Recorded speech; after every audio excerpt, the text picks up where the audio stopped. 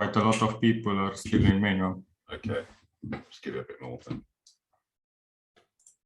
That's interesting that Michael joined in and created like this wiser crowds. I hope they record it so I can watch it better. No, I want to see that one as well, and the others.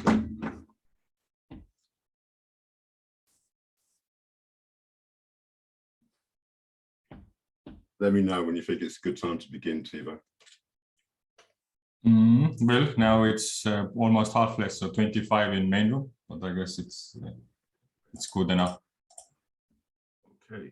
I want to share my screen. And,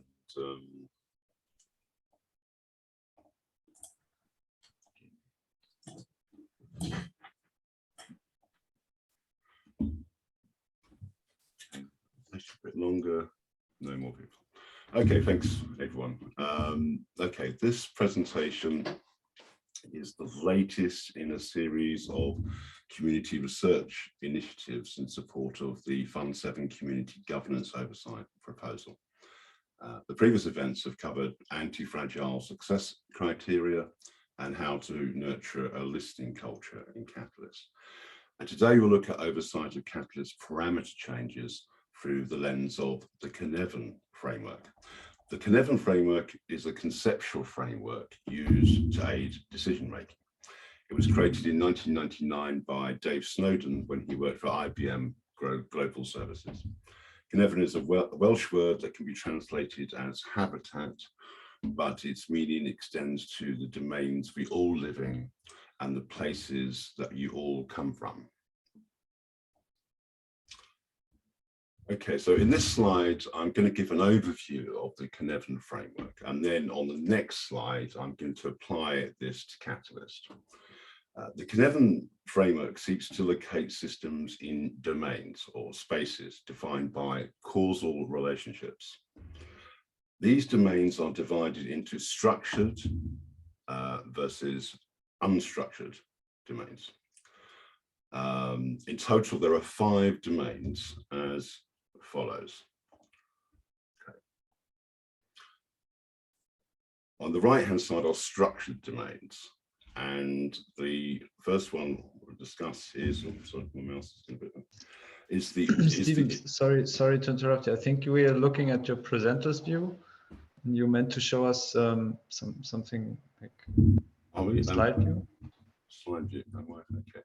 I thought it was. How about that? Yeah, that's better. Is that better? Okay. Right. Okay. So I thought it was the other way around. Okay. So on the right-hand side are the structured domains, which include the obvious, where here live ordered systems, where clear cause and effect relationships happen. And in this situation, it's appropriate to sense and to establish the facts, to categorize and respond by following the rule or the appropriate best practice. And obvious approaches are usually standard operating practices, such as completing a form or requiring a field to be completed on idea scale or something. The complicated domain, now here lives ordered systems whose cause and effect relationships are discoverable through analysis. And in this situation, it's appropriate to analyze and assess the facts, to categorize, and then respond by applying appropriate good operating practice. And complicated approaches are where it's possible to rationally work towards a decision, but this requires research and technical expertise. Moving to the left-hand side, on the unstructured side. And here we have the complex domain. And here complex systems live, where the only way to understand the system is to interact with phenomena. So in this situation, it's appropriate to probe the situation, to sense what is occurring and respond. And with complex approaches, cause and effect can only be deduced retrospectively. There are no right answers, rather extractive patterns emerge from sense making. Okay. And then there's the chaotic domain. Here, the chaotic domain is where where turbulence prevails and immediate stabilizing action is required. In this situation, it's appropriate to act to establish order, to sense where stability lies, and to respond to turn the chaotic back into the complex. In chaotic situations, cause and effect are unclear, but it's essential to act. So a series of ad hoc actions may occur simply to establish order and restore some stability. And finally, in the center is the domain of disorder, which can be seen as a starting point. Here lives a cacophony of voices, jostling for prominence. This situation is what assignment to other domains or spaces seeks to resolve. Okay, so how might all this relate to what we do in Catalyst? So returning to the domains, again, I'll try and zoom in. I'll start with the obvious. Now here in the obvious domain, here the IOG Catalyst team and Catalyst community routinely apply straightforward solutions, such as KPI reports, surveys, quantitative retrospectives, and reports. And these standard operating procedures help support the day-to-day running of Catalyst and are essential to provide continuity of information. But a danger with the obvious domain is complacency, where standard procedures can start to drift away to their intended purpose. And if you let that continue to happen, it can then drift into the chaotic domain.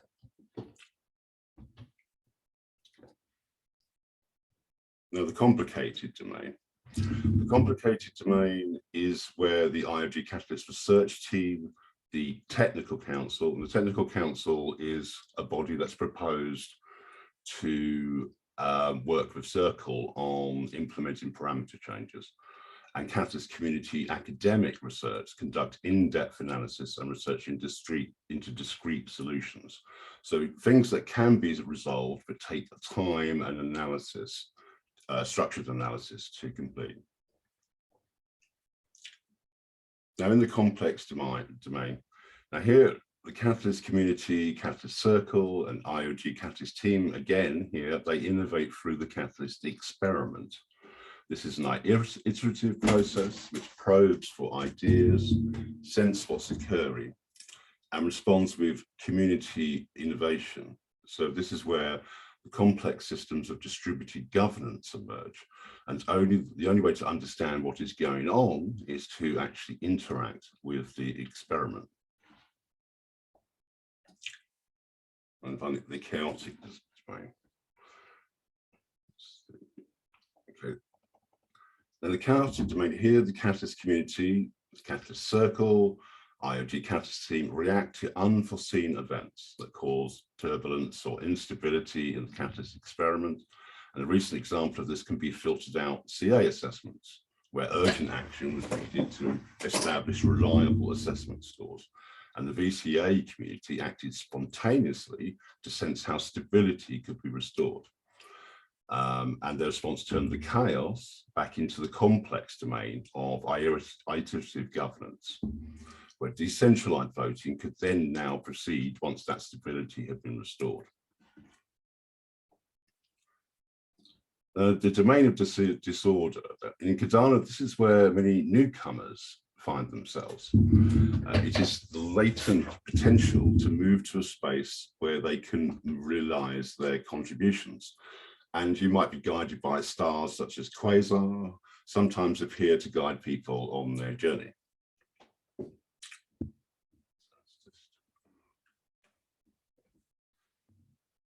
Now, I've taken, I'm not sure quite how up to date is this, but this is just a brief overview of the proposed workflow for the Catalyst parameters governance process. And it starts with the IOG Catalyst team sending out a feedback survey, which then goes for community feedback to the Catalyst community, which is then shared back to Catalyst Circle. Catalyst Circle deliberates the feedback and shares any proposed parameter change proposals with the technical council. And the technical council reviews and performs research, proposes a change, and then again, Circle deliberates feedback. This is shared, this parameter is shared with the community and is put to a vote. Votes happen in meetings of Circle and the technical council, and after an official show of hands, there is a vote outcome. And then after the vote, that can obviously go two ways. If there's no change to parameter, then obviously the community is notified. If there is a change, then the community is notified and a request is made to change the parameters, and it changes in the next fund cycle. Now, so really, I really wanted to look at that and see what domains was that covering. So the obvious domain, I mean, are maybe like surveys. So here and here, and the complex domain is where is the activities of Circle. So I just wanted to highlight that if you are surveying using the obvious domains, then there's a kind of, there may be some lack for provision of the complex domain, so and also I've highlighted what is the complicated domain, and that is actually the Catalyst Circle progression here, the Catalyst Technical Council, sorry, who actually do what they're supposed to do, which is like do academic research and then do technical analysis and then provide expert opinions. And I was really wanted to bring it to a Miro board with TiVo to see what people's opinions are on this process and what might be missing or obviously missing. And I just identified a few things. One is to have other starting points apart from the IOG Catalyst team. So one, sensing what the community wants and acts themselves. And two, no provision for community interaction. In other words, not just having obvious domain, but having a complex domain where there's human interaction. So you're actually having transactional feedback. You're not just soliciting feedback. Feedback is relational. Then three, sensing what parameter changes work in practice. After this period here, where the parameter changes are agreed, there needs to be a kind of, well, what happens next? There's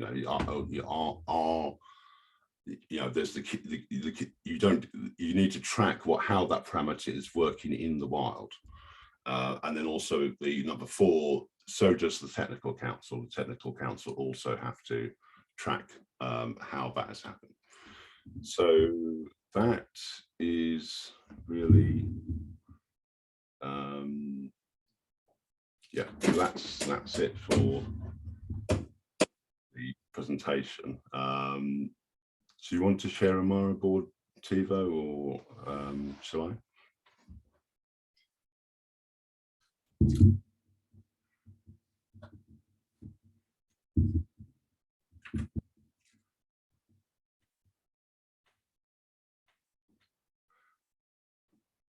I know that could be a bit overwhelming because it's quite a new framework, but so if anyone's got any questions, first of all. Can you drop a link for the presentation so I can put this place disorder map also? Yeah, sure. Next to this one. And I see you already started with an opening questions, like almost like technical monitoring of parameter change after implementation. That's just the feedback loop mechanism, right? Oh, sorry, I clicked the wrong button. Let's see. Oh, that's the presentation, TiVo. Could you drop a link to the presentation also, actually? I've just posted it in chat, Alison. Oh. It should open. Oh, sorry. Yeah. Yeah.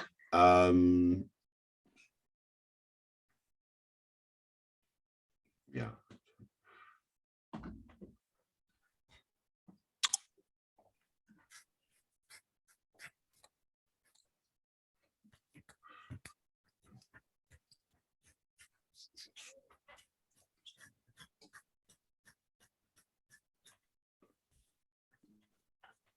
Have you deleted my graphic? No, what do you mean graphic? It's gone. Oh, it's on yours. I don't know what you mean. No. I think it's just a refresh on my screen. I mean, there's two things here. Perhaps I was being a bit too ambitious to marry them. And one was trying to introduce the Cynefin Framework, which is like a kind of to try and categorize how different sections of Catalyst have their own ways of approaching things, their own domains of approaching things, okay? Now you can put that to one side and then also look at the parameter governance process, okay? And here there's, so we could just jump onto that if you just want, yeah, maybe that's more topical.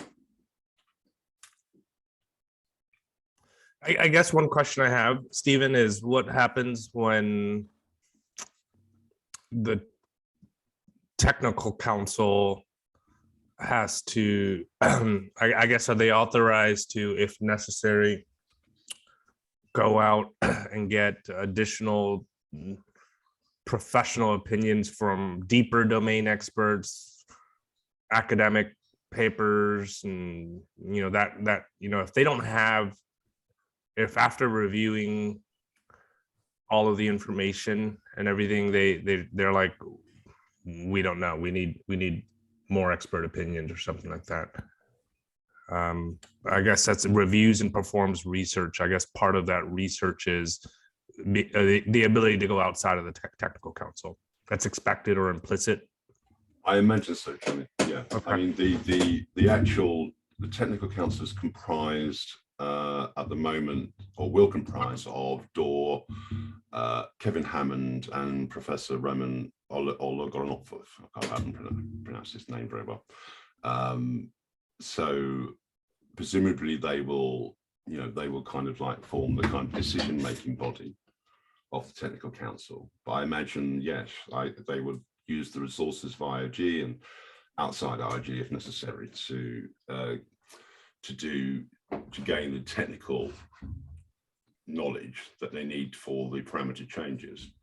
And again, I was thinking of those in terms of what's called in Cynefin the complicated domain, because their role is structured. Okay, it's not like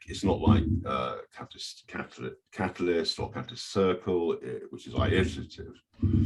It's, they always take an ordered approach where there's strong cause and effect relationships. There's a certain way of doing something, and that has to be discovered through analysis, and that's what the technical council do.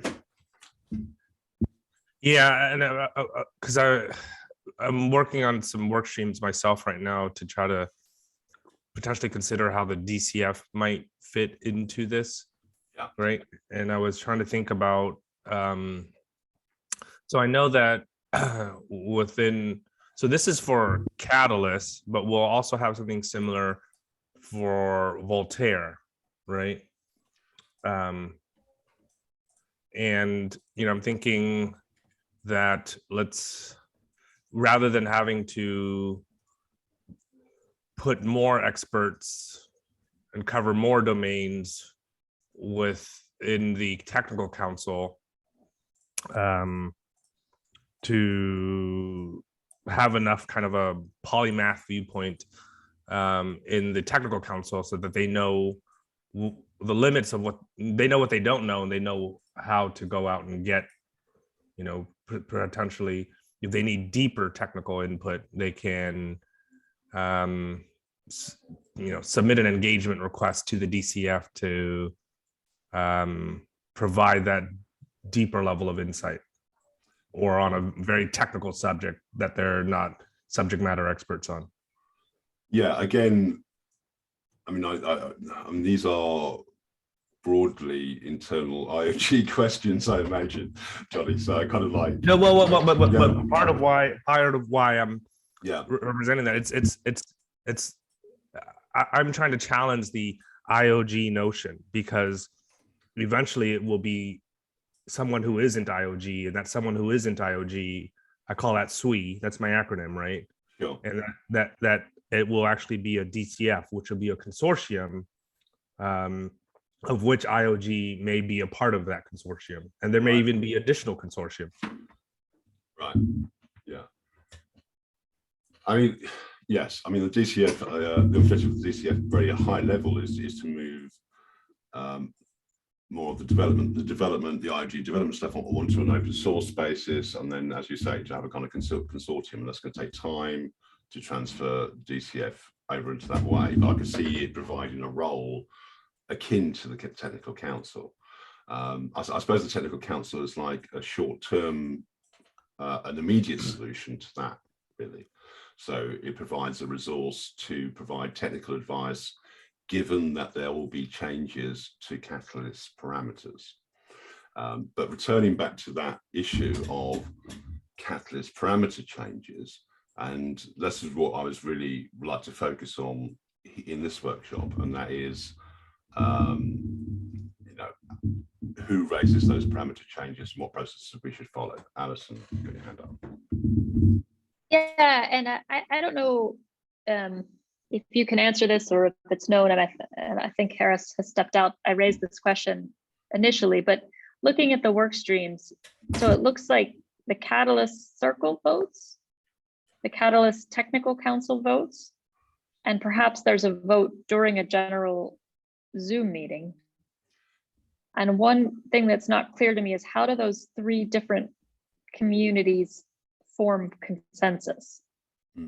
Yeah, I mean, to be fair to Harris, this is, you know, a first draft workflow. But I will say, yeah. You know, so okay, the blue square there is Catalyst Circle, and the yellow one is the Technical Council. So there'll be two bodies who vote. Okay, so that the official vote by show of hands, I think, is a collective meeting on Zoom. Okay, so where the technical, so the way I'm interpreting this, and again, Harris could probably find clarification here, and this is what this workshop's about partly as well, is, are those votes separate, as you say? You know, do Catalyst Circle vote on a parameter change, and then does the Technical Council vote on a parameter change, and then do they get together and vote on together, or, you know, is it one collective vote kind of thing? I don't know the answer to that question, no. And I just say too, I love the way you've broken that into the different domains from the, I'm not going to say it right, but the Cynefin domains. Yeah, Cynefin, yeah. Oh, It took me a while to get that name right as well. Yeah, yeah. Cynefin, that's really cool, Stephen. Yeah. So, I mean, yeah, that's one question. So that's great. Tivo, do you have any question? Not particularly, well, kind of a question. Yeah, on the same topic, there is a lot of like voting going around there, and that somehow community is not involved. So they are the ones who suggest the parameter change. It goes through all of this crazy pipeline, and then they don't even have the voice in the like final analysis. But although they have a way to like share opinions, but I wonder, don't we want to use like a collective decision-making power to vote on after we have this analysis, and hey, this is what's going to change, this is how it's now, and now make a vote. Like, why is the Catalyst Circle so pushed to the voting, and then still after they vote there is another voting, and then after that there is even more official voting? Yeah, I think, to be fair on the voting, I think let's just assume that, I mean, to be fair to Harris, let's give him the benefit of the doubt and just say there's one vote, which involves Catalyst Circle and Technical Council. and there's an outcome of that. But you have a point about, if you go back to the beginning of the process, and this is what I highlighted first of all, it's initiated by the IOG Catalyst team. And that's the first thing that drew my attention, because the green dot on the last slide, actually not this, I added the other green dots because I thought that's where there should be other initial possible, although Catalyst Circle, Catalyst Circle and the Catalyst community should be able to initiate ideas for parameter changes. That's my view, and that doesn't seem to be in the process. What happens is the IOG Catalyst team sends out a feedback survey. Now, again, there's an issue of a feedback survey, because a feedback survey solicits things, and so how is that going to be framed is a question mark. That's another question, and that goes to the Catalyst community. So presumably it's to ask them what parameters they want to change, or maybe it has a list of parameters, for example, of what to change. So this is not clear, but so and then going through that there's a kind of pipeline where that structured feedback through the lens of that form which is actually an obvious structured in the Cynefin scheme of things, goes to something that's unstructured, which is Catalyst Circle, which has a different modus operandi. It's like Catalyst Circle or Catalyst community probes, senses, and responds. I can't see how those two things merge. Particularly, it sounds like Catalyst Circle and the community are just being given the results of a survey. So, yeah. So you're saying they should start with a complex method of collecting requirements for the parameter change? Not necessarily, no. I would say that I think these things can work in parallel, Dan, maybe. Like, so all I'm saying is that I think there's nothing stopping IOG. Certainly, IOG should be able to suggest and initiate parameter change suggestions. But I'm saying they shouldn't be the only ones. That's all I'm saying. But I guess for the first iteration, they still want to be the only ones to test out the framework. I guess maybe that's the argument they're bringing. I don't think that's been suggested. I'm not sure if even it's intended. So, I mean, I don't know what you think, Alison.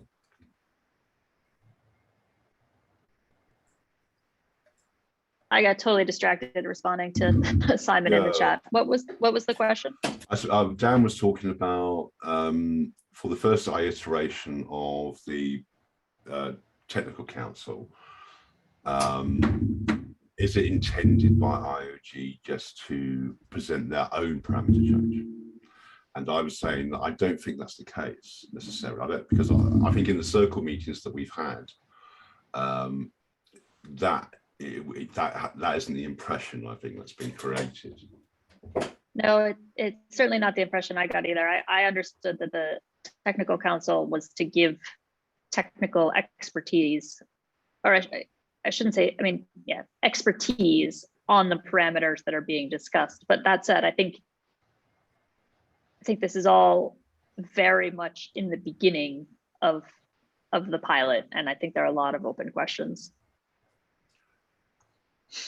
Yeah, and this is really early, so I wouldn't judge this too much and rush to judgment, because this is very early days. It's just to see what the Catalyst community think, I suppose.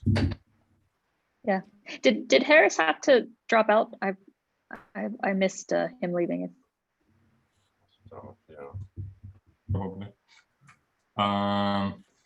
One thing, what I see here is that it feels like very bureaucratically slow progress. So in one fund, it might considering the work in Catalyst Circle we had, and then coming up with the consensus and voting, probably once a month, so 3 times per like an election circle. Okay, it's going like longer, but like making, and then you don't even do these changes like after, like as soon as you find them. So there are like things in between. So it's gonna be like 2 parameter changes maybe per fund, just to this process. So I wondered, could we actually leverage challenge settings and challenge teams? Like instead of having a Catalyst Technical Council, there is the challenge team itself decides what are the parameters. You don't have this Catalyst Circle in the middle, and the community are the proposals. So we have the same thing, smaller, and they can kind of, but the playing field is the same. So what Technical Council could provide us are the parameters, what could be changed by the challenge team. And Catalyst Circle could stay as a sensory array to, okay, this is a challenge, what is to using these parameters, let's see how this goes. And community then can also give feedback, hey, this worked. And this way we could like not just decide on parameter changes, but like full logic, like take like a bundle of changes at once, like, hey, this challenge worked, this is not. Although yes, this puts a lot of stress on the challenge teams, but are not even clear. But yeah, this is my concern that I would clarify down the pipeline. I would clarify that because it seems to be maybe a false impression here that Catalyst Technical Council does not initiate in this flow, does not initiate a parameter change idea. It's initiated by the IOG Catalyst team through the feedback survey.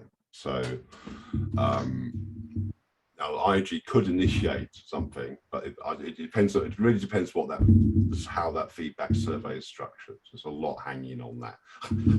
So everything. Yeah, everything hangs on that. So at the moment that's a bit of a black box because, well, yeah, you don't know. Then once a parameter, to be fair, that kind of through the sieve of that feedback form, a parameter change is decided. You know, so I can imagine it might be like taking doing a survey of the community and saying what parameter changes do you want to have, for example, or to have a list even. Johnny. Yeah, I think it's helpful to maybe work through with a specific example with a specific parameter, right? You know, what's on the table, right, for parameter changes? What are the parameters, right? And is there a table or a chart of parameters that can be changed or tuned and tweaked? I think there almost has to be a prerequisite of knowing what those parameters are, and yeah, and actually, I mean, Harris spoke to that because we're talking about catalyst parameters. So I think the one that he proposed starting with is looking at dates. So the dates that voter rewards and CA rewards are paid, and understanding how that fits into general timeline of the funds. So that's certainly, I don't want to say minor parameter, but it would be a relatively straightforward parameter that Harris had proposed starting with, because you know it would be a good test case where there's not so much riding on the line. But you know, the dates, the amounts, the process, all of those are catalyst parameters. Mm-hmm. And one of the questions for me that, you know, remains somewhat unclear and fits right into the conversation that we're having here in the work is, how much room do we, the community, have to shape this process? Because I know Harris has a lot of ideas and has a pilot in mind that he wants to run, and I think that's great. And Tivo raised a good idea, and I think we've had a lot of good conversation, and I hope that there's a role for the community, the community, and the governance oversight community, not just to participate in the process as it's laid out, but to shape the process. And so I don't know what to do with that feeling other than to record it here, but just wanted to put that on the table. No, I agree, Alison. And I think, and again, to give further context to people here who may not be aware, that part of the reason why we're discussing this is because there's a community governance proposal, which is in Fund 7, which is going to community governance oversight, which is going to recruit people from across the audit community and people with knowledge in the Catalyst community to oversee this whole process. And then it also comes back to the intent of that proposal. I suppose that the intent of that proposal could allow for a kind of review before this is initiated, so because any oversight worth its salt should be able to do that, because we're talking about a process that's a governance process that's in development. So clearly there needs to be some, but to be fair, this is what we're doing, so we'll have to just, it's communicate the beginning of the communication on that, hopefully, Alison. Yeah, I totally agree. Yeah. And I guess, I wanted to point out that we're not just, I hope we're not just talking, but we are shaping the process. Johnny. Yeah, and I think not only are you shaping the process, I think this is really the pilot for when we expand this discussion to talk about, core platform parameters like A0, like the minimum transaction fees, things like that, right? We tested on Catalyst first, and we find something that is suitable and it serves as a good baseline, and then we have to stress test it, and eventually when we go to change things on the base platform protocol, right? Yeah, that's good, because I have a lot of strong feelings about what A0 should be. Just kidding. A lot of people do, but that's no. I was joking. That was supposed to be a joke. Yeah, but if we can, the blast radius of changing parameters in Catalyst, although I'm not trying to downplay it at all, right? I mean, it's just that when you get it right here, and then you extrapolate this process into the kind of broader Voltaire agenda. Yeah, and joking aside, I completely agree with you. I mean, and I think it was possibly your slide that spelled it out really clearly, that here in Catalyst, things may break, but when it gets to things like A0, things must not break. There's a difference of scale there. Yeah. If you think of Cynefin, Johnny, and I recall your slide where you mapped out the ecosystem a little bit, and you had the technical accounts, the DCF on the left-hand side, and you had Catalyst on the right-hand side. And if you think of that in terms of Cynefin, of Catalyst unstructured, DCF structured, okay? Yeah. And then what is the challenge in Catalyst? It's the parameter changes. It's how do you marry this structured with unstructured, given that we are experimenting in an unstructured environment, like things like the wisdom of crowds with CA assessments. That's an unstructured approach, and that's the complex domain. Okay. And whereas a parameter change, even one that's in Catalyst, it still requires, even it's like it's going to change, change the voting or the timetable. It's still very discrete. It's structured, you know. So that has to be.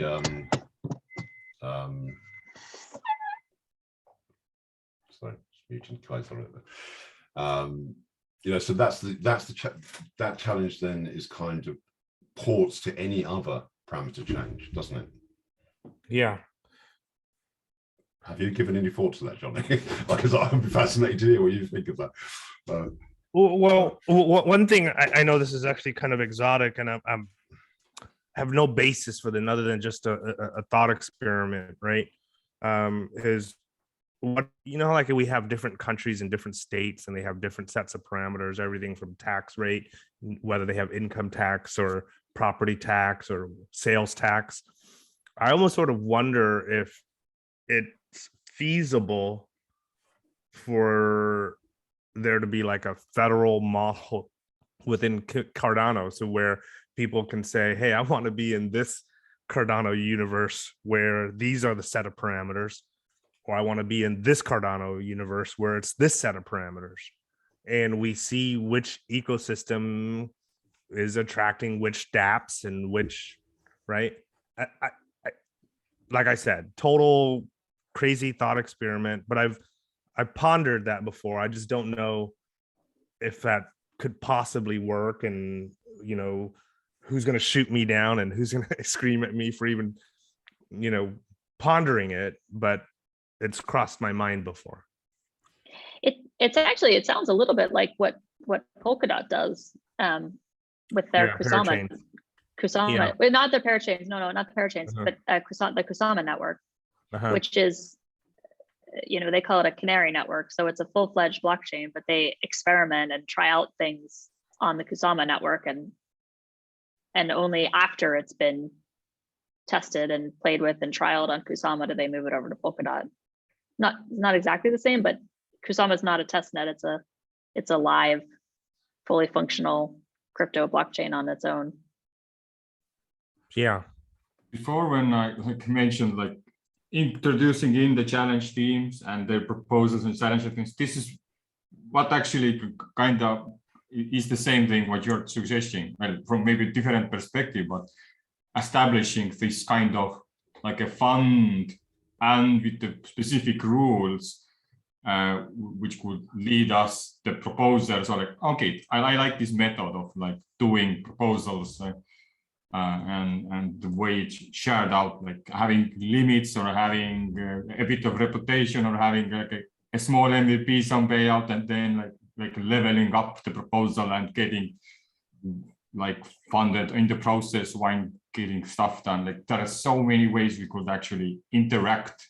And to me, yes, I like one thing I would like to see, and I think we might see this thing in Catalyst, that we have is like micro different stages where like the challenge setting itself calls upon these specific people who want to build this like specific dApps. Because if you put out like a face value right now, we have this like DeFi dApps, we have like a governance national dApps, and then we have the community like working stuff, and these actually already grow communities in under specific challenges.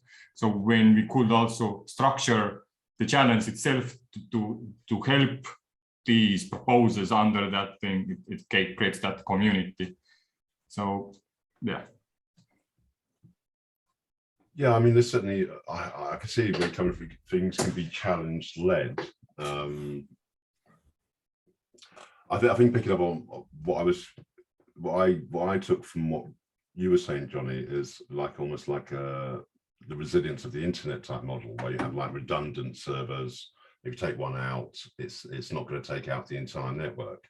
So if you were looking at the whole, say, development ecosystem of Cardano, for example, you wouldn't take that entire development ecosystem and then throw that into one parameter which would affect everything. You would want to try and segment that, and you'd want to try and segment that even if there were interrelated functionality. So if something broke, it would just could have some redundancy.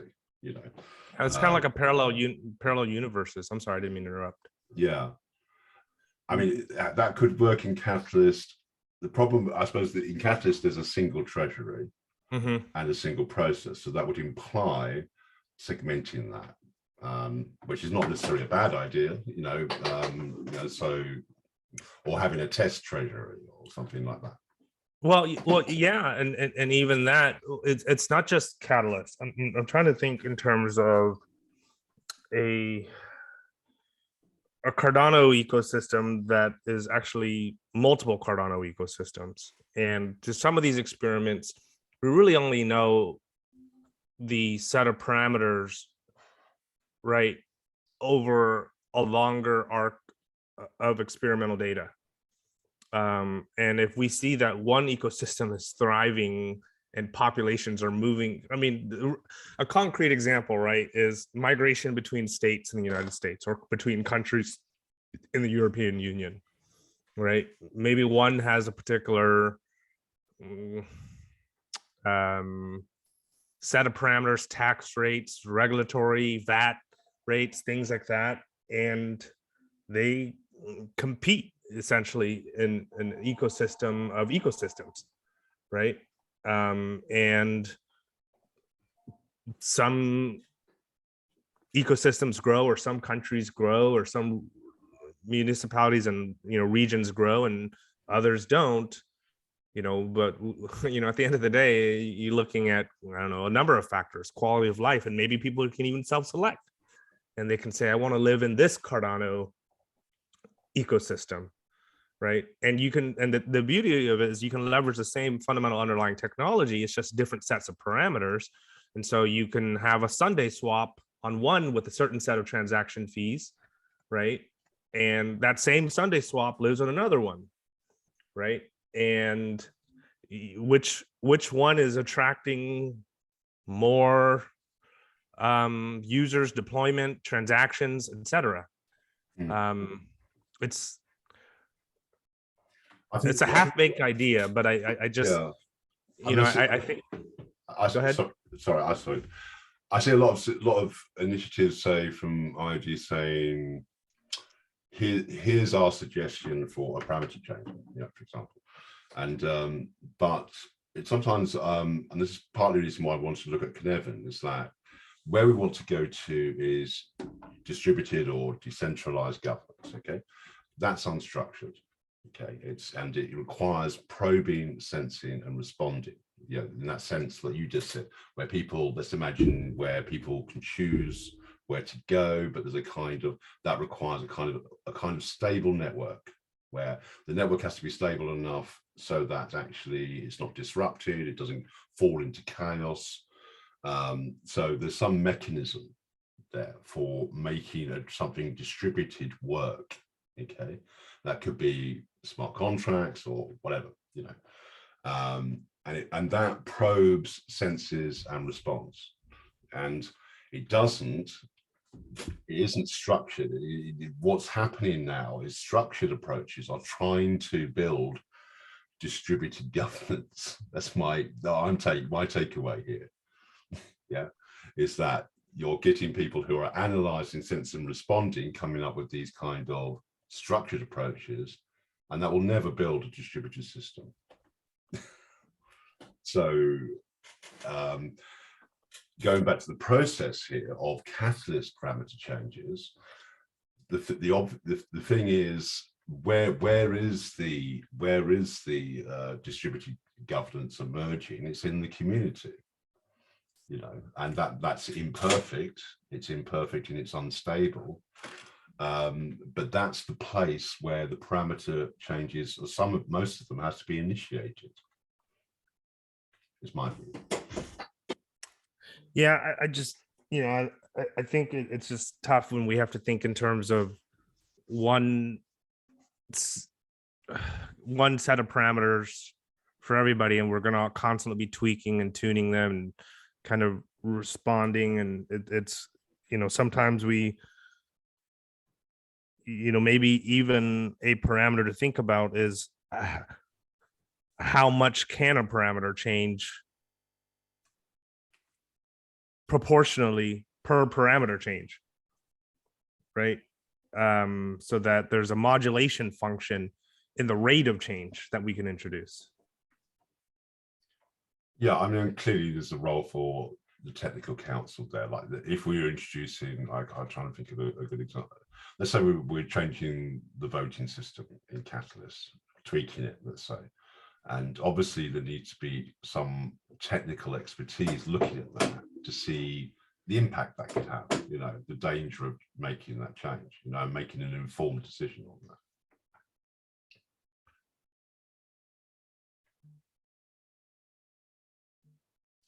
Is that where we're coming from, Johnny, or? Yes, I mean, but here's, like, I'm just, there's a lot of this, I want to challenge kind of certain assumptions or limitations in, you know, our thinking. And if the framing is just, you know, what's fixed and rigid in our thinking and our approach to the problem, and what if we could run multiple simultaneous experiments? We can't right now because there is only one catalyst. But what if there were, to your question earlier, what if there were simultaneous catalysts? I don't necessarily know that that's feasible or, you know, or whatnot, but just, you know, thought experiments, right?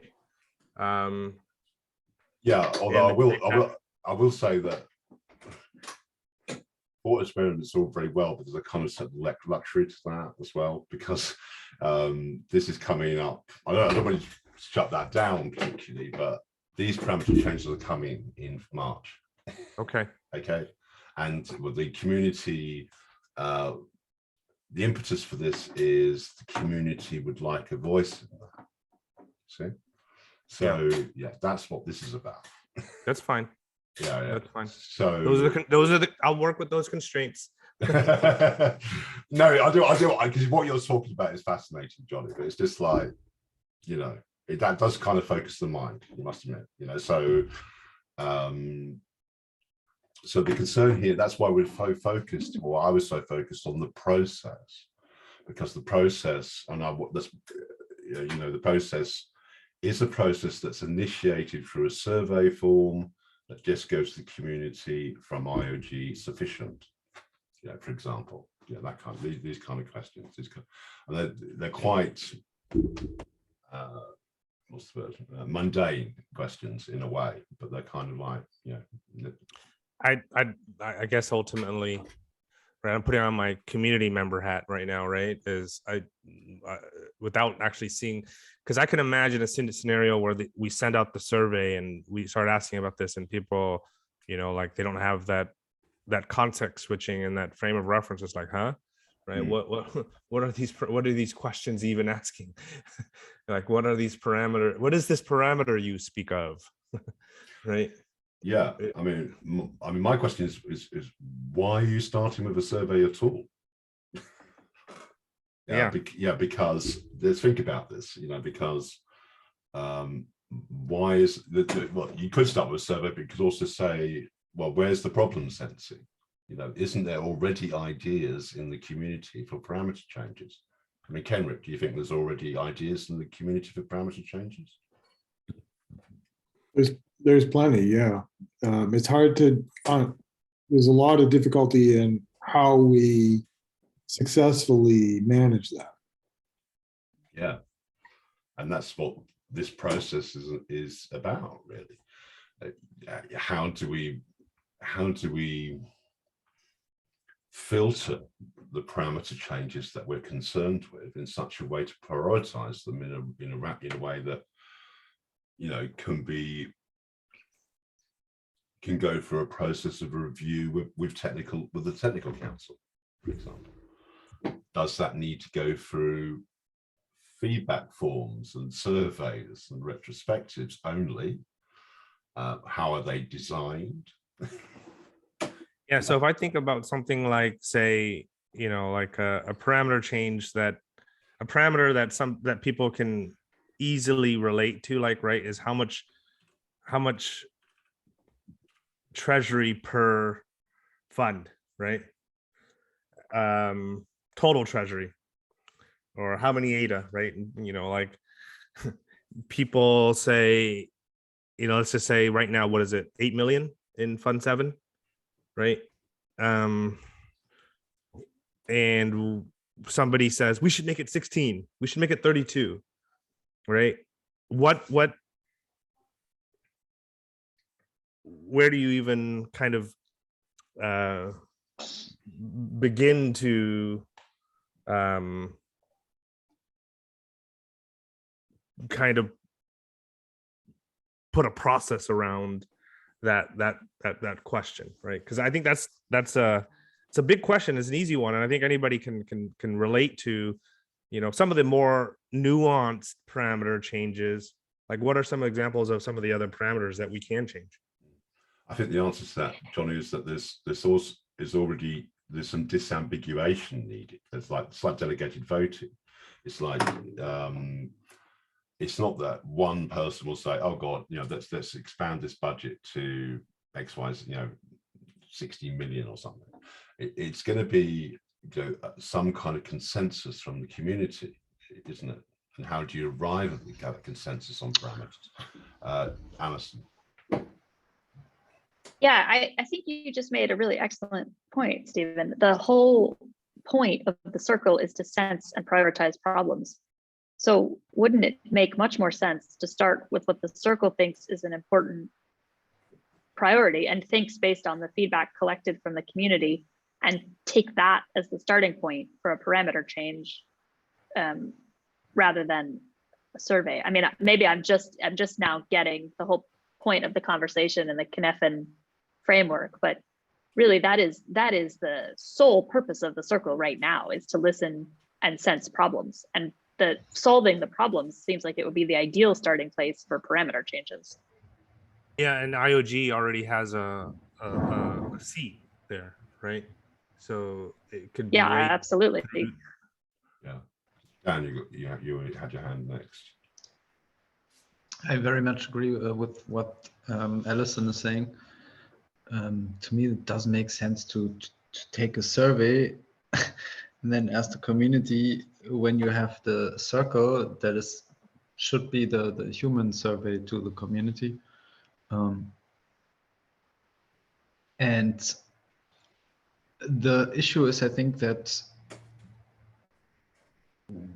IOG or not IOG, but the people now responsible obviously don't want to have it fall back on their feet if something goes wrong. So that's why they're looking for ways to have as much control over what parameters can be changed as possible.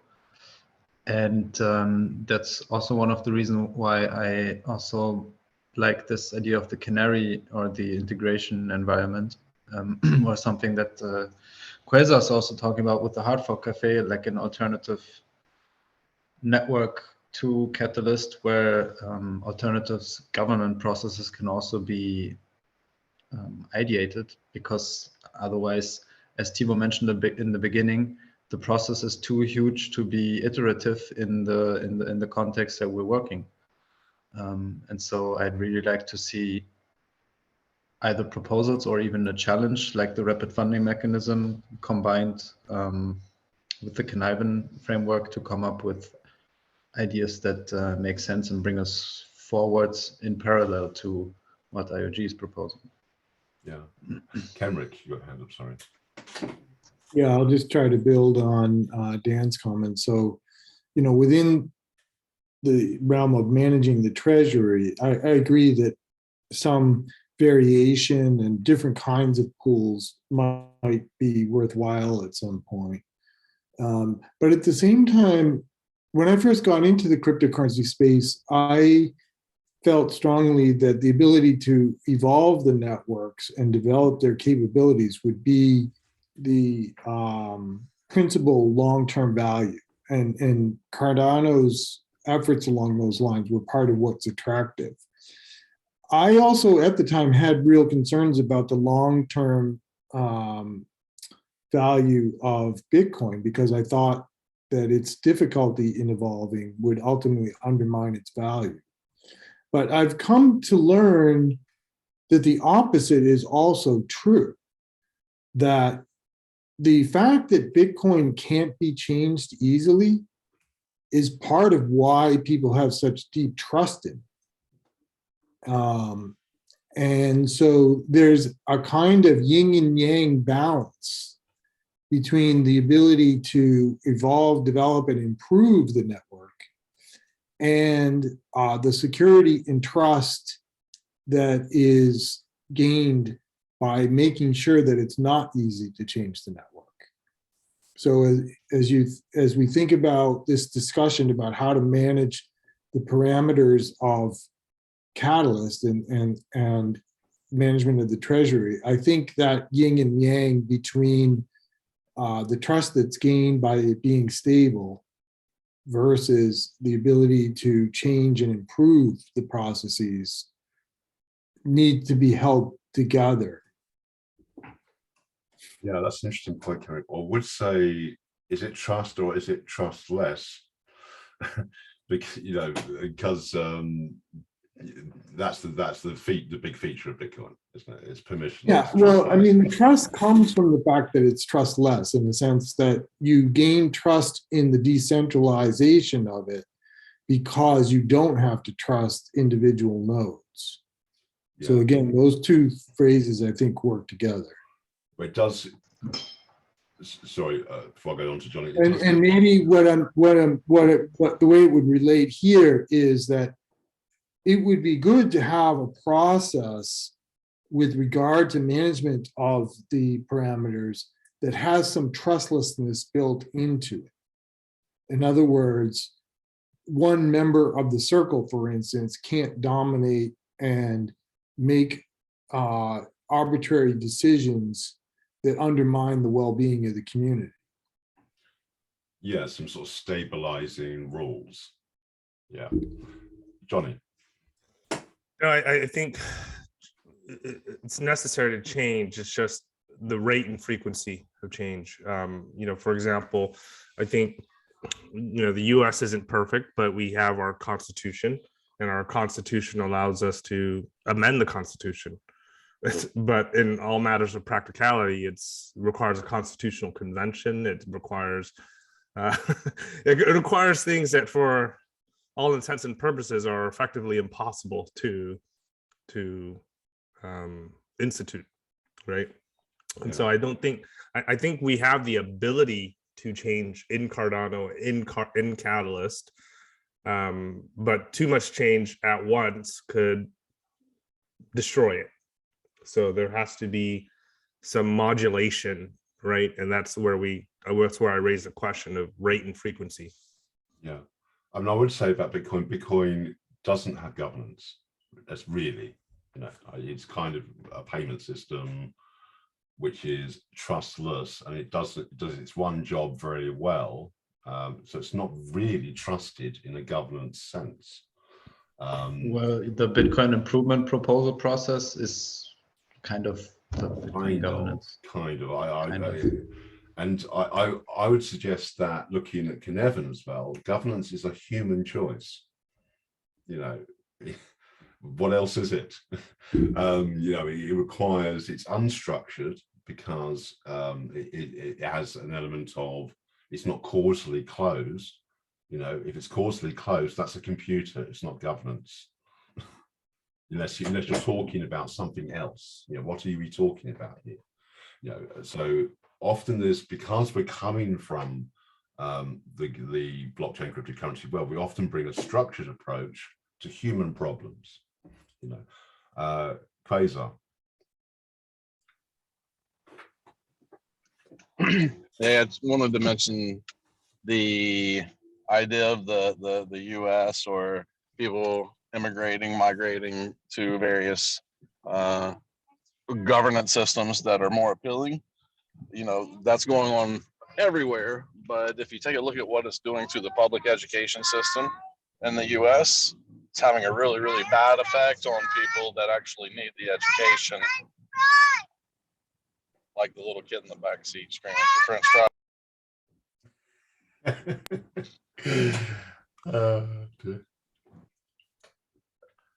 I quite agree with the kid, actually. And we're all kids. So Yeah. anyway. Hi, Peter. Yeah, I mean, that kind of, I mean, that's an interesting analogy, actually. If you, I something not so easy, like in America, you can move from state to state. So you have a choice to a certain extent, to change your governance, you know. Mhm. And if that undermines what Quasar's suggesting, it undermines, you know, structures that you leave behind, you know. So that's quite an interesting point. Well, maybe those structures need to be more anti-fragile.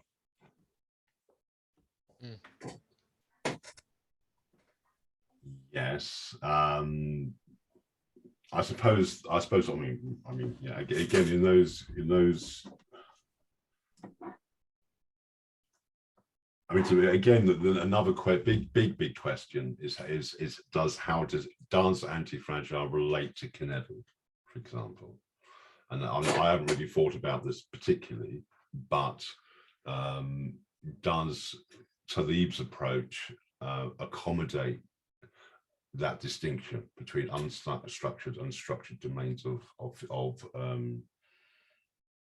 thinking and systems?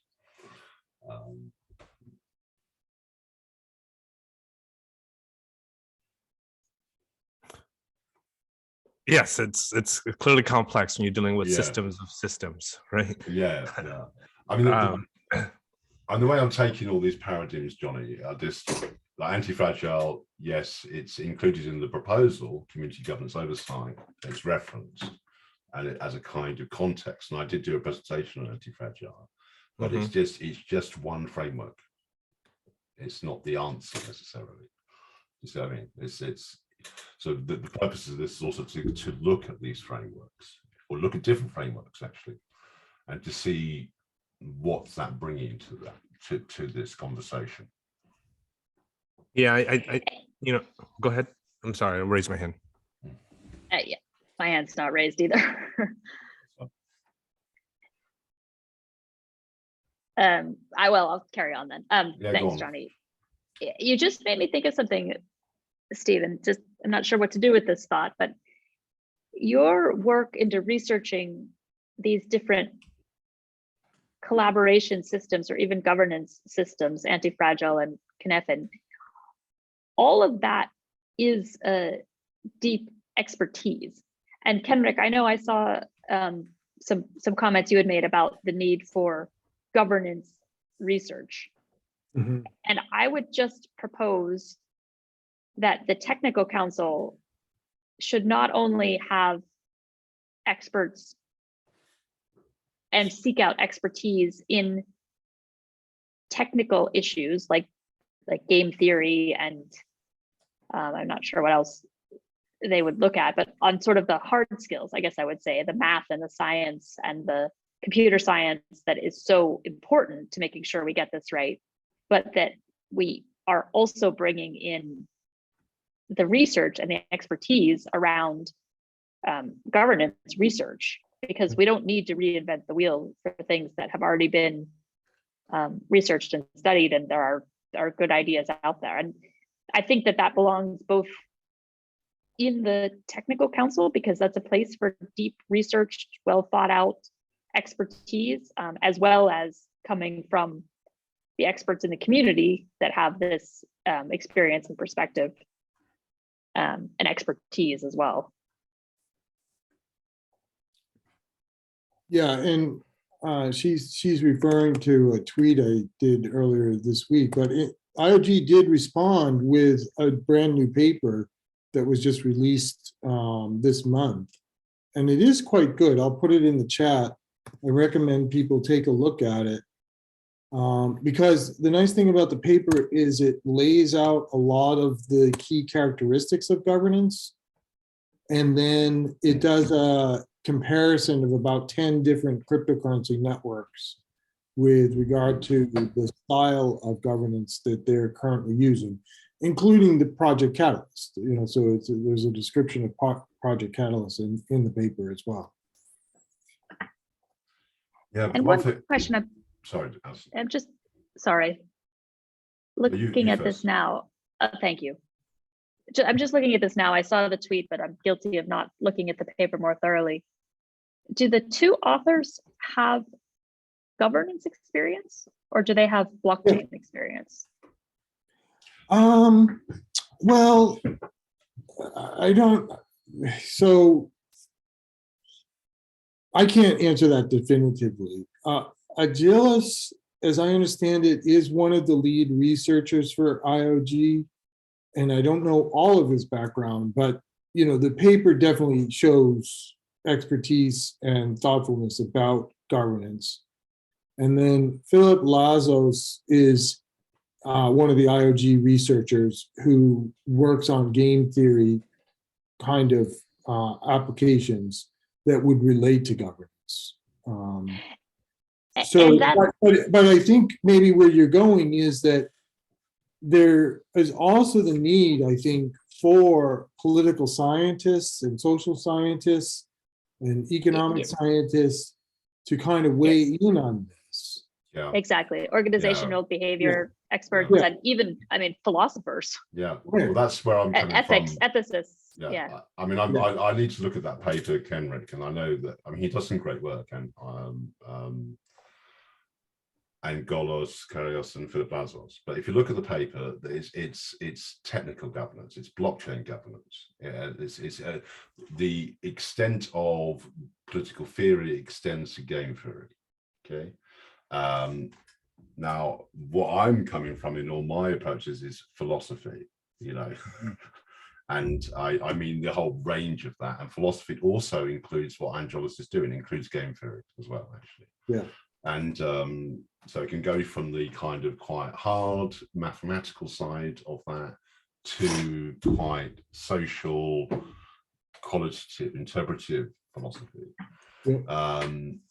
So, Johnny, I don't want to do all the talking, so I'll let you come in. No, it's all right. So I've been doing some work with Charles, and Tam pointed me here to MetaGov, a brilliant. His name is Joshua Tan. He's kind of the executive director for MetaGov, and it's they've put together this beautiful resource called GovBase that is just like this comprehensive database of governance resources and who's all studying governance and looking at governance, from projects to organizations to ontologies to look. If you look across the top tab there's an ontology of governance here, and so it's a wonderful resource if you're fascinated about governance. I mean, it's going to be essentially impossible for anybody to go through and study everything in here, but even just kind of connecting and building governance networks. I can even invite you to the Slack. Let me see if I can get you for MetaGov. But in my conversations with them, it's just like the more you go into looking at governance, the more you see certain patterns, but you also realize that the more you study, right, the more you realize how little you know, or how much more there is to how far down the rabbit hole you can go. But just wanted to sorry, but is Luciano Florosa on this list?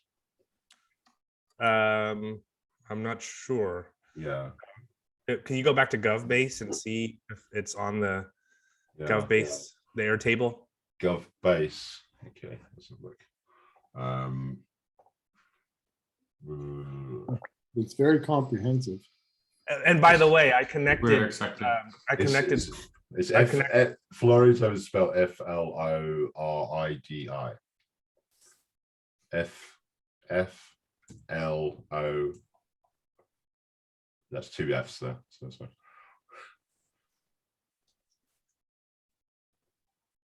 F. You want to search across the top right on the search on the top right. This is searching for RID.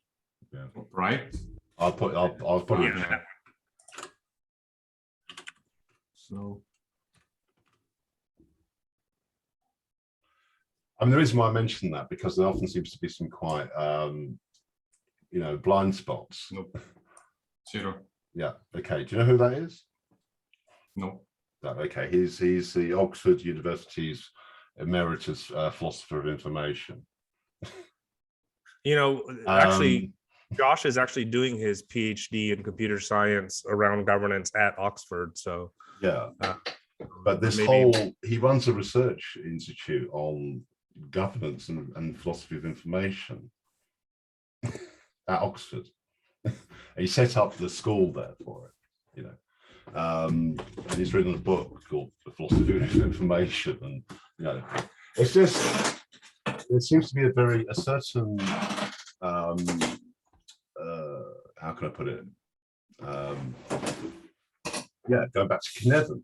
It's what is coming from IOG and from people who've been recruited to IOG are certain structured IT often approaches. Not, I don't see much philosophical governance or philosophy of information or, you know, social science innovation at all.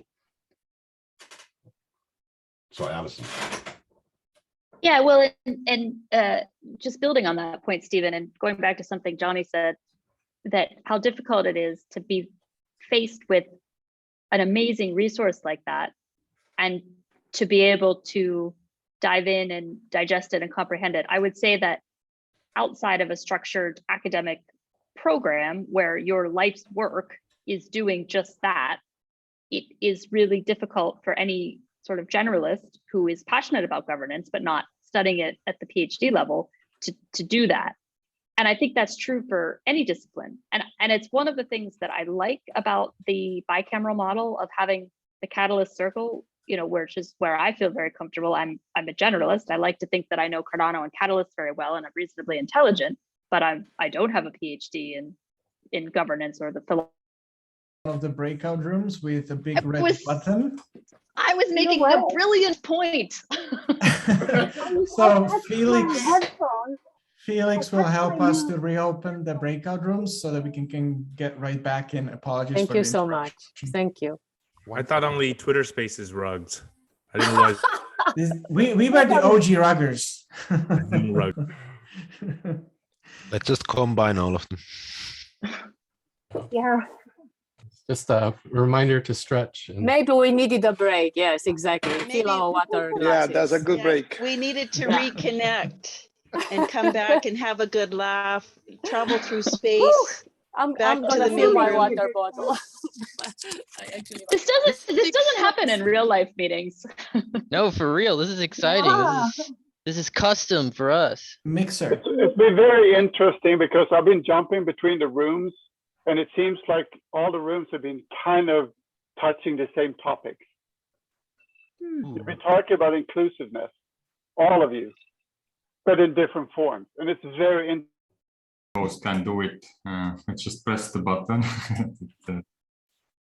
I'm probably going to want to leave soon anyway, but it's a fantastic conversation. I was making such a good point. I was on a roll. Can you remember what that was?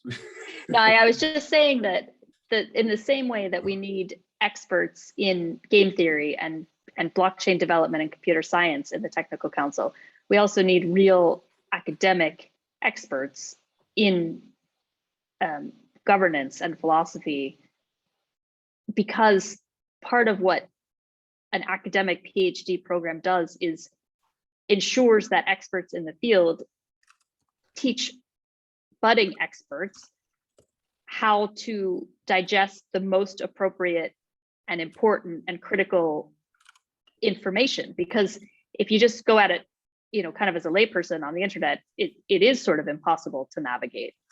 And one of the things that's always appealed to me about Cardano is the academic underpinning, the peer-reviewed process for designing the blockchain. And I'm excited to think we can apply that exact same approach to the process of governance and bring in oh no. Okay, experts in governance also. It's all very keeping all of us on our toes this evening. Yeah, so yeah, I mean, I saw that. I mean, one of the reasons why I was attracted to Mr. Cardano was this kind of academic approach, the fact that you could go along to IOG's website and they have a link to academic papers from the University of Edinburgh. But the thing that struck me, and coming from an academic philosophy background a little bit myself, was only one part of academia, a very discrete part of academia. You know, I don't know what it would be interesting. So if I can go to Thibaut first before Johnny. Yeah, just to strengthen what just Alison said, like the why I was there was also like listening, Charles, and then going into white papers and the technical research and the clarity what was read there. And now when we are doing in Catalyst, of course, the first until here I've been quite hyped what's going on and seeing all these new faces, but and now recently it's amazing that Johnny joins here and shares his vision, but would like to see like the researchers also come here, just share what the work they do, the years of what they have put down in the documents, and go over it in a way that we can respond and ask questions and also dream along with the white paper or the ideology why it's there. So just invite for all the researchers to join town halls or sessions provided the community. Yeah, Johnny. Good to see you all. I have to go, but great to see you all. Great conversation. Thanks for coming to Cameron. Okay. Actually, just a small comment. Quasar, I actually connected R and TCT to the folks, Joshua from MetaGov and the folks that are doing DAO 1. So it's just kind of looking at DAOs and everything else like that. So they've connected and they're going to be on the DAO roundtable through MetaGov. So.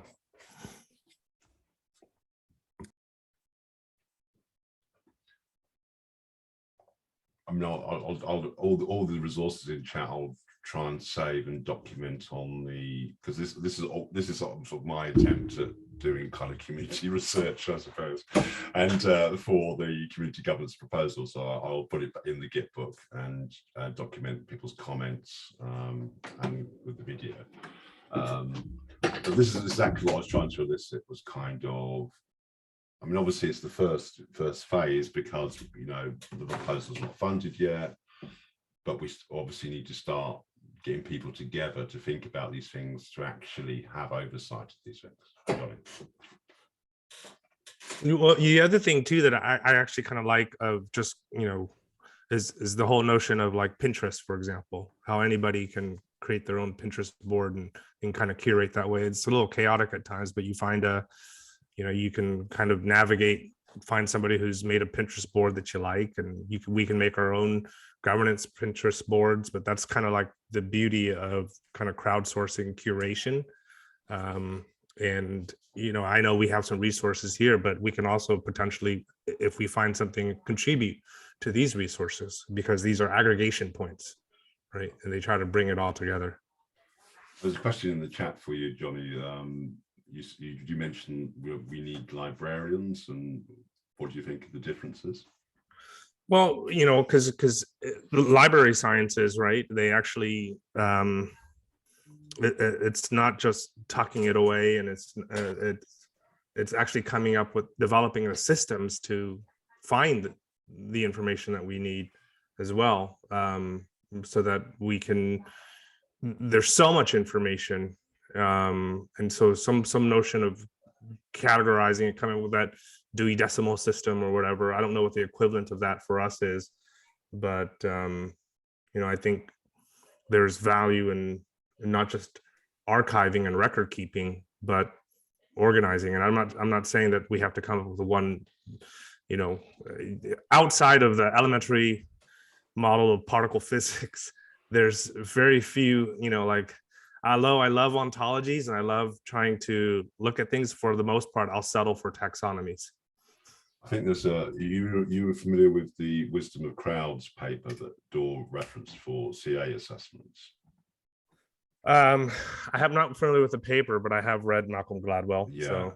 And the paper is actually not Gladwell, but it refers to how does that work. So if you're using kind of a network effect to do resource, for example, assessments, like, so again, something unstructured, there are certain things that need to be in place for it to work. There has to be a certain stability, you know, and one of the things that can make it not work, and it's cited in this paper, I'll have to find the link to it, is too much information. Is not an inability not to break down the information. So that kind of speaks to your point there. I was thinking.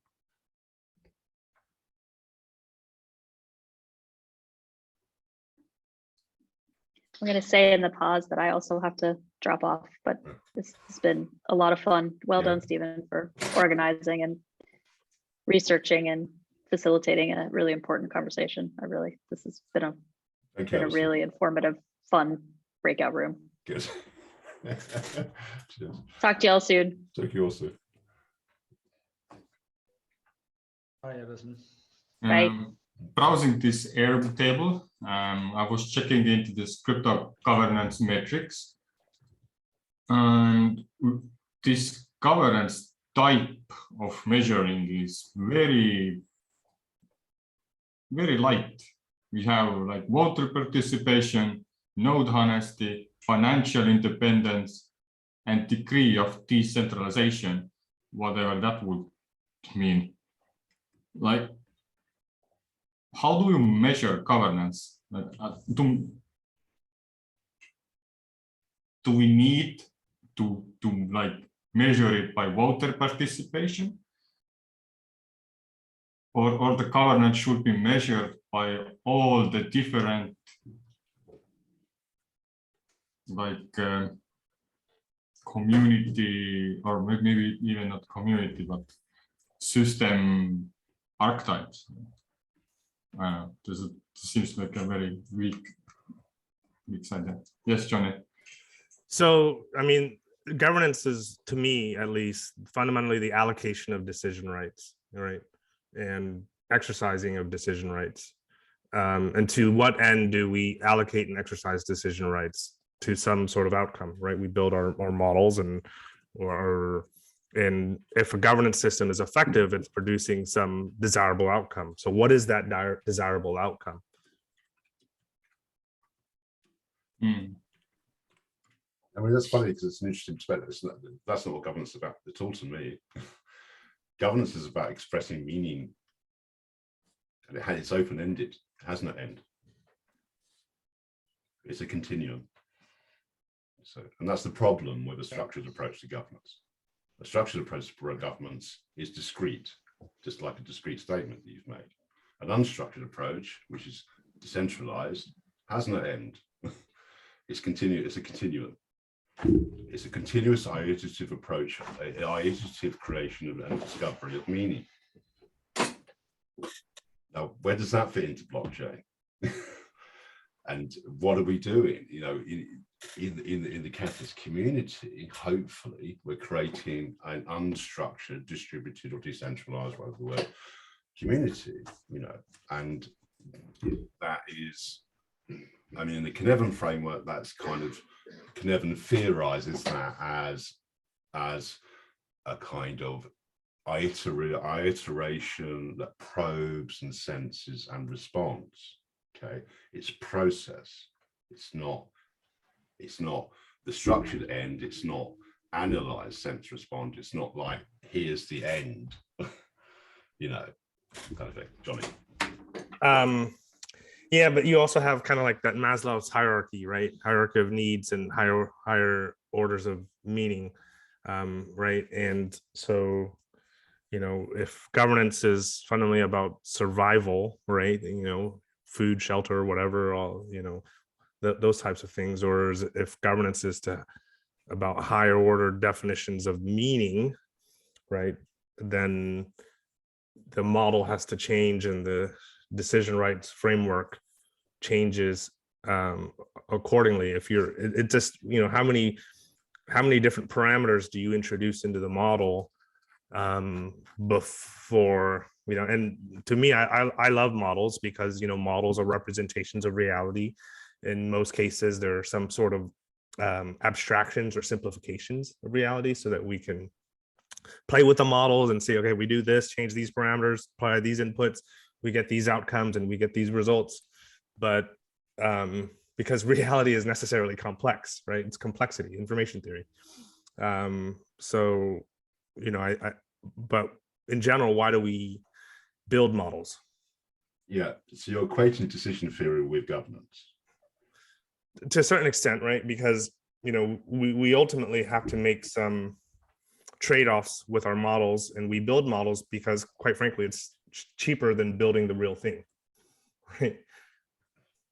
So, yeah, I mean, I would argue that the same Maslow hierarchy of needs, I'd say it's a moot point whether that's, where does governance enter into that hierarchy of needs? And it only does that if you see it through a lens of if you frame it in that decision mode you've done there. And I would say that's, I'd have to think about that. It doesn't quite ring true to me. The hierarchy of needs is about immediate things. It's not at the bottom level. It may not even be driven by decisions at all. You know, it may actually be, it's going back to Cynefin, it may be chaotic. It's actually just a response to turbulence, an immediate need to act, sense, and respond. Okay, nothing to be. There will be some decision involved, but it'll be very superficial. Yeah, and then what's next? You know, is it unstructured or structured? When does structured comes in the hierarchy of needs? I would say it's pretty high up, don't you? And because to be structured, you have to have certain systems in place, you know, but below that perhaps is unstructured. So maybe we need to regress a little bit here. Mm-hmm. Yeah, I think we're into that part of after town hall that is after hours, town hall after hours. Yeah, that's getting good. Sorry, I mean, we can wind down a bit now. I wouldn't call it regressing. I would call it an archaic revival. An archaic revival. That sounds a bit more positive, you know. Yeah. No, I like models as well, Johnny. It's just like I dislike lots of them. If you see what I mean. Yeah, and I think we need to play with lots of them. Yes. Part not just because no one of them is right, but because each one of them tends to give you a slightly different view on things, doesn't it? And that was really interesting. Each one produces a different set of heuristics. Yeah. Absolutely. I'm waiting for the delegation to happen, and not the way that I delegate to Johnny, but I can delegate to all of you, and based on that, if like Danny does some decision making on some side, and Peter does some decision on the same thing, then they kind of overlap, and if they like against each other, then it's like I am also abstaining. But if both are positive, then it goes. And then to take that, to put that all in a blockchain, so you could like take this like GraphQL and like drag, okay, this is where I voted my power, and this is how we changed everything, and like able to turn off and on in like a test bed to see how some decision could be changed. And then we could also like, I don't know how complex it will get, because it will have this circular effect. I vote for Andrew vote for Peter for Dan, and Dan for me, and then bottleneck in complexity. I don't think we need to raise hands now, Johnny. so just go ahead.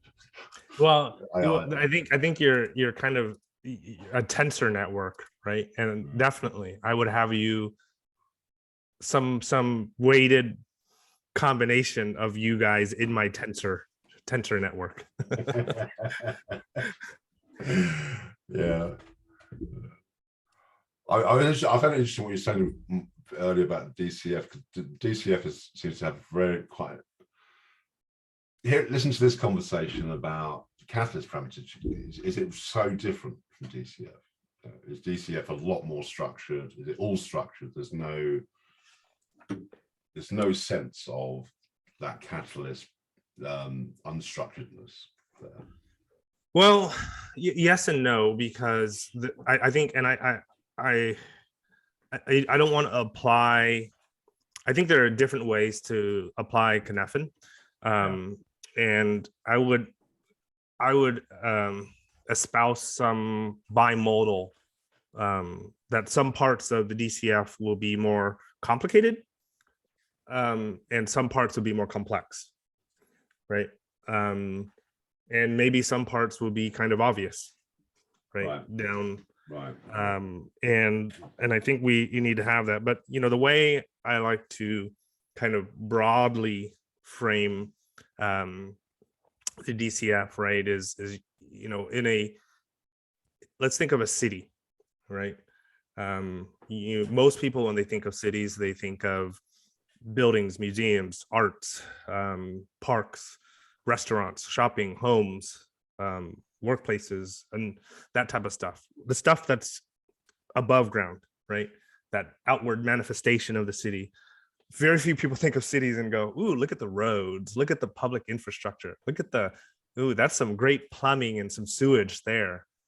And yet, if we don't think about a city, if somebody doesn't think about a city in those terms, it rains a little bit and you get flooding, or your sewage backs up, or traffic's really bad all the time, right? And so somebody has to think very deeply about the core infrastructure, right? And the development of that city and how that ecosystem, that city can flex to meet the changing demands. And so it stretches into urban planning even. And so I come from a background of enterprise architecture, where I look at the architecture of enterprise IT systems, right? And that's what I brought to IOG, and I bring into this kind of like thinking about frameworks. And we have a rich ontology for describing systems in the traditional enterprise boundaries, in the four walls of an enterprise. And I very quickly discovered, coming into decentralized ecosystems, how those models don't, you can try to extrapolate, you can try to leverage some of it, but it's so it's an order of magnitude, in terms of complexity higher. But yet I try to think in terms of the urban planning concept. And I don't think we have a lot of people who are approaching blockchain decentralized ecosystems with an urban planning mindset. Another thing that occurs to me when you talk about this kind of deep infrastructure, let's say on the open source DCF side, okay, and that might be assumed. Of course, we need that. It occurs to me that that's needed on the unstructured side as well. I think we're realizing this in the Catalyst community, that we need an infrastructure. Like there's even discussions now about taking a portion of Treasury to support like administrative governance, that kind of stuff. Oh yeah, absolutely. And I'm talking to Dora about that. Yeah. And why? Because of that, if we're talking about using Cynefin terms, that chaotic scenario, to bring stability to things, because we have these crises every now and again, like for example the VCA assessments, or we've had other crises, and then what happens is that the unstructured community responds and then moves that from chaotic to complex, and if it's to stop that reoccurring again, you need to build. I say build in a kind of loose kind of way because it's unstructured, but you need some kind of balancing system for an infrastructure on the unstructured side. Yeah, when I talk to Charles, we talk a lot about institutions and bureaucracy. Right? Democracy is hard, but when you have well-defined and well thought out institution bureaucracies and you endow them with legitimacy and power, then democracy has a chance. So if you think about, systems of our government, the government changes, the people in the seats change, and the government can be reconfigured, but through that, there are institutions and bureaucracy that support those transitions of through those reconfigurations of the government. And to a certain extent, right? I mean, the fact that we've in 1 year sure, but stop, smell the flowers, pat yourself on the back for getting this far. Right? I think it's pretty amazing. But some of those things that it's on the one hand, right? Some of those structures and some of those things are very ephemeral, very self-organizing, very organic, kind of coming and going as needed.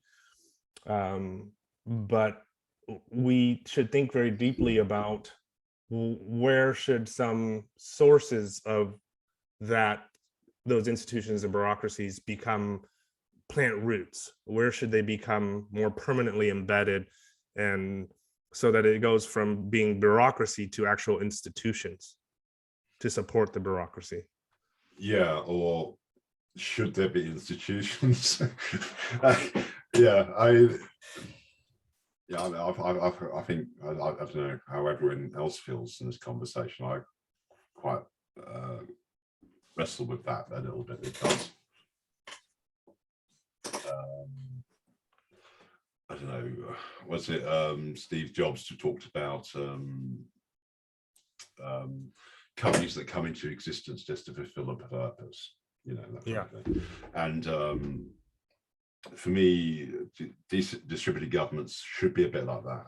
It shouldn't be institutional. I suppose it's the implication of institutions, okay, that the permanence aspect of that. And from a slightly anarchist or libertarian view as well, that doesn't sit well, really, with the decentralized, permissionless, whatever, blockchain. So yes, let's have stability, but stability, again, is a process. It's like a balance, it's a constant balancing. And if it becomes an institution, that's not stability anymore. It becomes rigidity. It becomes rigidity, yeah. And that becomes something else. And has its own consequences and its own trajectory. And it becomes corruptible. And the more that you try to, the more you try to design into that process to, you have the watcher watching the watchers, and who's going to watch the watchers watching the watchers, and that type of, get that. And there's symptoms of that, like, which we can look out for, like bureaucracy, too much overhead of administration, that kind of stuff. Things we've been discussing recently, like listening, who has the loudest voices, that kind of, who gets heard, what platforms are they heard on, are they just platforms that amplify certain views, that kind of thing, but institutions, I know there's a pressure. I mean, because I'd like to know how it fits in with the idea for Cardano to support institutional banking, for example. So because on the one side, Cardano is a blockchain that could support institutions, isn't it? Yeah, no, I think so. I think that that's what we I mean, I don't think we should be embarrassed or shy away from the fact that DeFi is just one step on the path to RealFi and OpenFi, right? And I think as a community, as a society, really, and as part of just this Prometheus rising moment, I don't think most people are prepared for the paradigm shift that could come when we reimagine identity and credentials, right? Because if I just use a simple analogy and a simple interaction, for most of us, we have, say, an interaction with law enforcement, and today law enforcement officer comes up because the systems and the paradigm isn't there to support it. He says, "Can I see your ID?" And we have no choice. We give him our ID. But what he's really asking is, do you have any warrants? Because I want to run you for warrants. Are you 16? Are you registered to drive and in this jurisdiction? And are you out past curfew? Right? A couple of questions. But instead, he can't really do that, and we can't really provide those credentials, right, in an anonymous sort of way that satisfies him from a trusted issuing authority to say that we have the credentials. So the interaction revolves around, can I see your ID? Can I know more about you than I really need to know, right? So that I can do my job, right? Which is to provide public safety and everything else like that. And it's if we can start thinking, conceptualizing in these new models, then I think it just like people are going to, at first, there's going to be a cognitive switching where they have to, well, they're not necessarily prepared. They don't recognize that new world. They're seeing colors that they haven't seen that they're seeing for the first time. Right. Yeah, I think it's going to be, I think it's even more extreme than that. It's going to be actual political opposition because. Oh, absolutely. For example, police in the UK, however much they may or may not know the law, will ask your ID for performative reasons, not for legal reasons. Yeah. They'll ask your ID because they've been told to ask for your ID. Because there's a new COVID regulation that was just made up last week or something. You know, whether you rights or wrongs of that. It's just like, or, you know, they use it as a kind of coercion, you know. I mean, these are often driven by political motives as well. You know? So, yeah, so I agree. We need to, with Tilleprism and DIDs, there's this whole conceptualization which is innovative. But what's really interesting to me is then what happens when you take that into the real world? What happens when you take that into real governance and real governments? I mean, like Ethiopia is an example I know, but that's the educational sector. But it's there when you really see how are these things being used actually, you know, and that's what really is going to be the test. Yeah, and I think we need to bring more of these conversations in the public sphere to get people used to seeing in high definition with a broader range of colors, more, right? With more resolution, and it becomes more nuanced. But the more we can frequently we can have that conversations, because it is very polarizing and it is very political, especially in our fractured society as it is now. So, you know, I can see it becoming instantly very, you know, red blue, right? Like, yeah. But it's going to depend on different contexts and situation in your life. So if you live in a gated subdivision, right, you want police to have certain powers that you might not want them to have if you're at a protest or a rally, right? Yeah, exactly. Yeah. Right. So, you know, you might want them to, and so if you fall on one side or the other, and that one side or the other changes depending on your personal situation, you know, you're going to say, no, that's a terrible system. We should not have, police should be able to ask you for whatever they want so that they can do their job. Yeah. Right. And then if you're at the rally, they're going to say, no, police have too much power and they need to be checked, and we need to limit their power to only be able to make these requests for credentials. Right. Yeah. So, but that point is moot now because we don't have the enabling technology and the frameworks, the trust frameworks, to even support that. But if we acknowledge, though, that those trust frameworks are coming, and the degree to which different societies, jurisdictions, and tribes wish to adopt those capabilities, right? Then it starts with imagining and having those conversations. Yeah, I think the only way that's going to happen in equitable sense, I found, is maybe with the emergence of autonomy. Or autonomous communities. I know there's initiatives in New Zealand around the Maori communities, for example, on these where they actually say they actually have a real trying to get a real share of governance, for example, and that comes from where they're expressing. Now that's why I mentioned meaning earlier on, because in that model, meaning in the Maori model is like way up there, you know, because that's who they are. You know, their story is who they are, and so, and how that fits into identity, you know, or a DID will and you know, how that is kind of broken down relates back to their own idea, their own autonomous idea of themselves, and the meaning of their culture, you know, and yeah, so. I think it also starts with kind of less polarizing, lower hanging fruit and educational credentials. People, sure. It's not political, but I also think that it starts with the younger generation, right? When the technology just becomes fades into the background. It's just fabric. It's just, right. It's a base layer type thing. And if you think about, like, for example, if we were to do decentralized credentials at a music festival, right, where you know, I have a credential to be backstage, I have a credential to be in this tent, I have a credential to be in the VIP area, I have a credential to drink, I have a credential, you know what I'm saying? And you can just kind of walk around and it's automatic and it's, you have that credential. Then what eventually people get to a point where without realizing it, they've been using DIDs all along. It's a kind of like subversion by the back door kind of thing, isn't it? Hopefully, but I do agree that the way to approach it is to make it seem benign, or start with benign, particularly consumer things. I do think that the whole mechanism of identity will be seen as a threat from lots of different sectors anyway. So I'm not sure if there's going to be an easy subversion route, put it that way.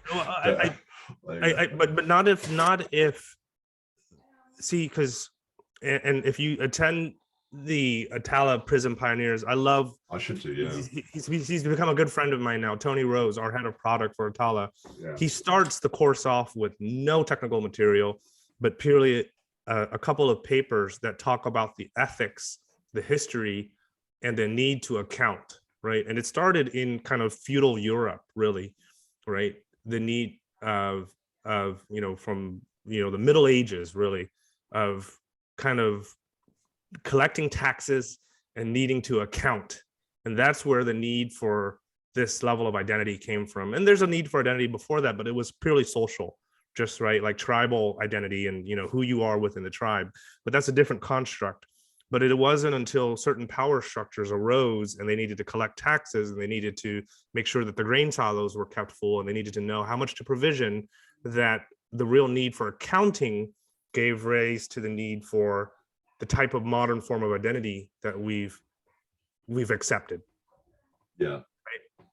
Right. So, but if we can provide for that, the need for the nation state to account and census and canvas and collect data and understand the profiles without, but to constrain the abuses of violating people's anonymity, right? Then I think we could be onto something. And I think that's ultimately the end goal and the desire, but it's going to take a long time for the dinosaurs in power to realize that they can get what they need out of decentralized identity and self-sovereign identity without having to violate our liberties. I don't think that's sorry, but I don't think that's possible, because this is again, nation states are a centralization of power, and everything that decentralized systems stand for is moving away from that to more localized tribal forms of society, of governance.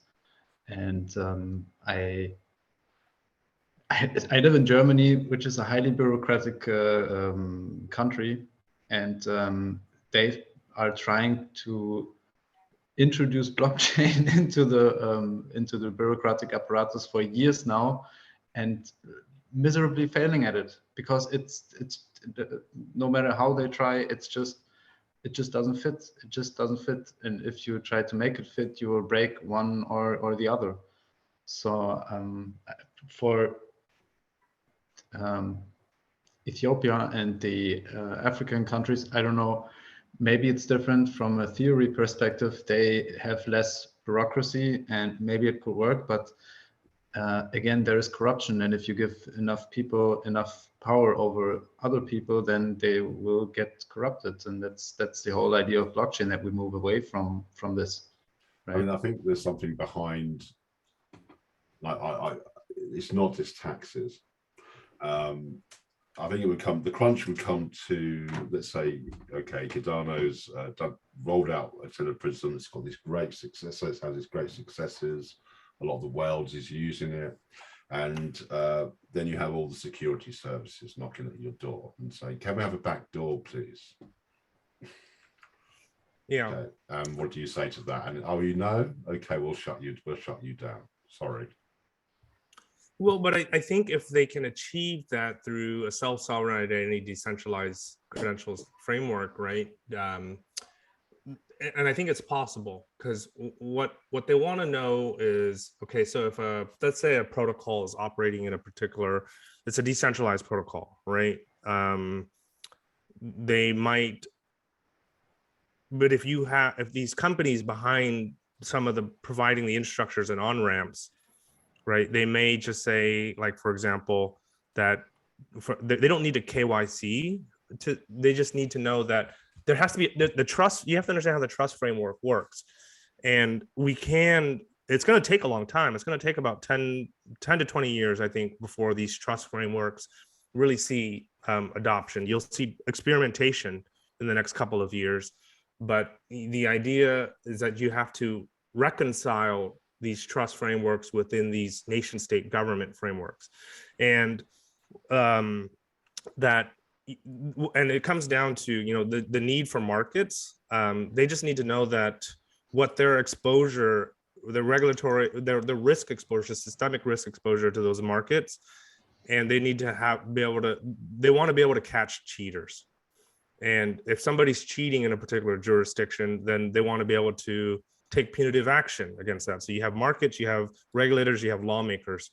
But if we can just eliminate the middlemen, because today when we have markets, regulators, and legal frameworks, we have also middlemen, arbiters of that trust.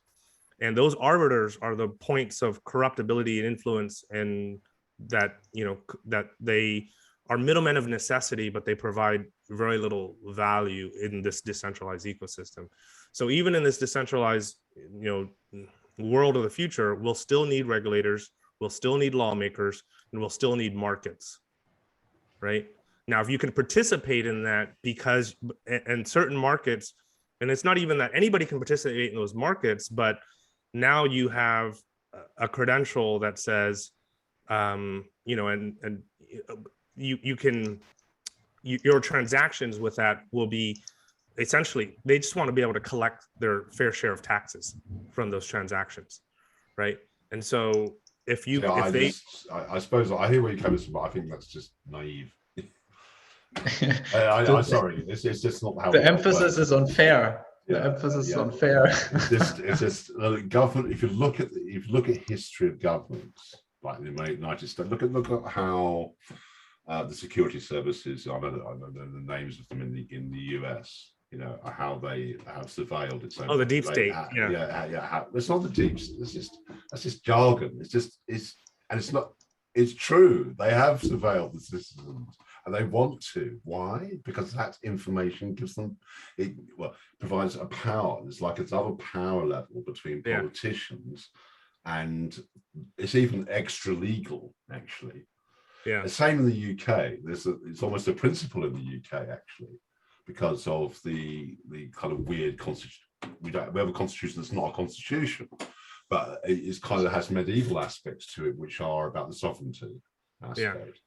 Yeah, and City of London is its own kind of thing within. The country's embodied in the crown. Okay, so that's the most sacred thing in the country, you know. And so if anything threatens the crown, that's it. You know, that's where the security services come in, like MI5 and MI6. You know, in different countries in Europe, whatever they say, they're all lying. Have their own version of this. Don't you agree, Dan? Yeah, I know so. And so, but go on. But in the end, this is. I mean, the technology will be used for both. You know, will be used for autonomous tribes, and will be used from nation state. I wouldn't even dare say that all nation states. That every nation state can be corrupted. I wouldn't say this. Maybe there are some that really have good anti-fragile practices in place. However, I've never seen or experienced this, so I can't really say if this is true. But on the other hand, I see and hear examples from small, almost tribal-like communities trying out different modes of governance. that actually somehow, at least now for the short time, seem to work. And this is where I see the strong points for blockchain and for Catalyst also, because it should try to empower both, because there are also nation states that are small or that are new and that have a very open mind, you know. So this is not a matter of exclusion, but for European Union states and the US, I think this is all endeavor to introduce or integrate blockchain or decentralized technologies just to maintain power of control. Well, I do agree that what else can we do? You know, it's like I do agree with that approach, Johnny, because it's like moving the Overton window. All we can do is try and move towards that using these tools, and to try and just, you know, to get these tools used. You know, at some point, yes, we might meet that kind of knock on the door that may come, you know, but we keep doing that. And I think history shows, obviously, I mean, history shows sometimes it fails and sometimes it works, you know, but you know, we can just try that. And it is broadly benign, you know, isn't it, really? Except to people who find it a threat to their vested interests, I suppose. Yeah, well, all the existing power structures. Yeah, exactly. Yeah. Right. If you're in power today and anything threatens that, you're going to put up a pretty violent and vociferous response. You're not going to relinquish your power easily. No. Yeah. I must check out the Eternal Prison. Yeah, I really should. Yeah, I feel a bit of a gap in my knowledge. So okay. Well, I've got to run, fellas. Yes. It's been enjoyable as always. I always love staying for a little bit of late night Catalyst after town hall. All right. Take care. Take care. Thank you, Johnny. Bye.